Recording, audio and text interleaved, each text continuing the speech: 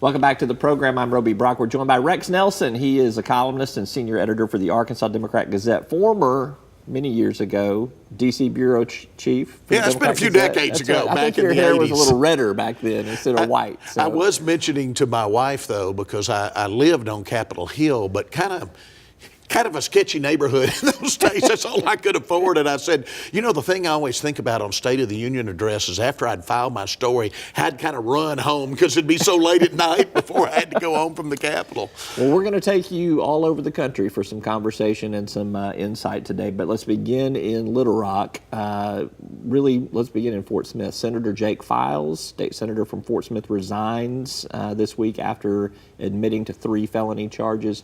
This is all centered around misuse of general improvement funds, which we've talked about before. Right. Is this the end of general improvement funds? No, I don't think so. But what people need to understand is there's not one big scandal. There's a lot of little mini misuses, if you will, of that general improvement fund. But I think the FBI, probably in both the eastern and the western districts of Arkansas, are looking into that general improvement fund spending. So, no, I think we're going to hear much more about it. But they are isolated. It's not like a bunch of people were coordinated and said, let's do this together. Not a big conspiracy. Right, it is, right. There's a misuse over here in Northwest. There might be a misuse over here in East Arkansas. So, yeah, I do think we're going to hear more. It was an invitation to corruption, Roby, is what it really was. Let's switch gears. Let's move on to, you led a conference this week in Whitehall on agriculture and farming, really kind of a forward-thinking look at where the next farm bill may come from here.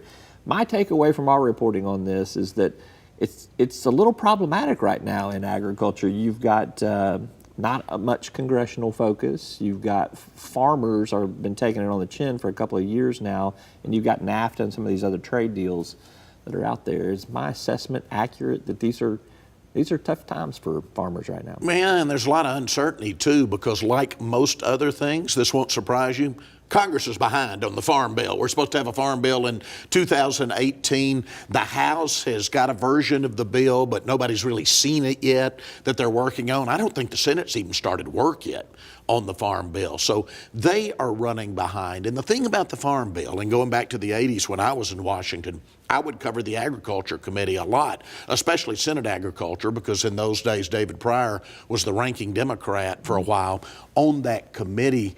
Those lines break more along regional basis than they do around party basis as they do on other issues. So obviously Southern members now who are mostly Republican, but both Democrat and Republican through the years, would be looking out for cotton. They would be looking out for rice. They would be looking out for soybeans, for instance, more so than dairy in the upper Midwest. So those are where you're going to see the lines break. But farmers don't know what to expect because we don't have a farm bill. We don't even have a draft of a farm bill out there yet. Makes it difficult to plan when you have something like that going on. It really does. And prices have been volatile also. Yeah. Luckily, even though prices have been down in recent years, we had record yields in Arkansas last year. So the yields helped make up for it. Yeah, absolutely. The yields were very good. The bottom line remains we have some of the best farmers in the world right here in Arkansas. Let's stay in Washington, D.C. on Congress. I'm going to give you 3 headlines. You get to pick one, okay? You can't talk about all 3 of them. Politico, how the Nunes memo became the latest political football in the Russia investigation. The New York Times, State of the Union, from new American moment to same partisan rancor. And USA Today, lawmakers push 5th short-term bill to avert government shutdown. We got a lot going on in Washington. We really do. Let's take State of the Union, since I talked about running home back in the 80s after the State of the Union address. Now I can just walk back to my bedroom. It's much nicer. We haven't even really talked about the State of the Union since it happened. Within 24 hours, it had evaporated as a conversation because there's always new stories in the Trump administration. And you've heard that term, but it's really true. You've got teleprompter Trump and you got tweet Trump. Well, we saw teleprompter Trump, which is always the much better Trump. Obviously, somebody else is writing that. Now, I would contend the real Trump probably is tweet Trump, because that shows what he's really thinking, what his real ideas are. But as far as teleprompter Trump, I thought it was well delivered. I thought he hit the points he needed to make. But as you said, it was quickly overshadowed by events in Washington within 24, certainly within 48 hours. And by the time we get off the air, there will probably be about another 3 or 4 storylines. Some other Another memo will have been leaked by the time we finish. All right, friendlier headlines in the Democrat Gazette. You have got three things that you have tipped me off or running or in the works now. You went to the Slovak oyster supper, always always a tradition great event, there. yeah. You've been in Bentonville and you've been in Hot Springs. Yeah, Run trying through to 'em. cover the state. Give me a litany. Well, downtown Bentonville continues just to boom, and one of the really neat things that's going on there is called the 8th Street Market. They had a new Mexican restaurant just in the last couple of weeks that opened up there. It's where Brightwater, their culinary school that the Walton family has put a lot of money into, is.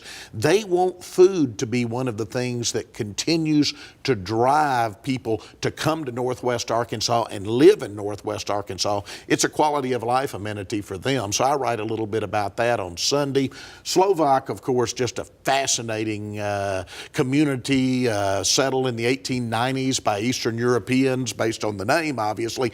They have what's called Slovak Heritage Day that's coming up February 11th. So I preview that a little bit. And then I went down and visited with our old friend Al Rajabi, the new owner of the Arlington Hotel. As you and I have talked about on this show before, we've decided it is the most iconic privately owned building in Arkansas. We couldn't think of another one. So I wanted an update on Al on what's going on there. There are some improvements going on there. The big renovation still to come, but you've got a new bar in the lobby. You've got the men's room redone. Things are starting to happen at the Arlington See Hotel. some progress there. Absolutely. That's good. Good to see. All right, he's Rex Nelson with the Arkansas Democrat Gazette. It is always good to be with Roby, you. thank you. Thank you for being here. Appreciate Great it. insight. And thank you for tuning in. That's all for today's program. We'll see you next time.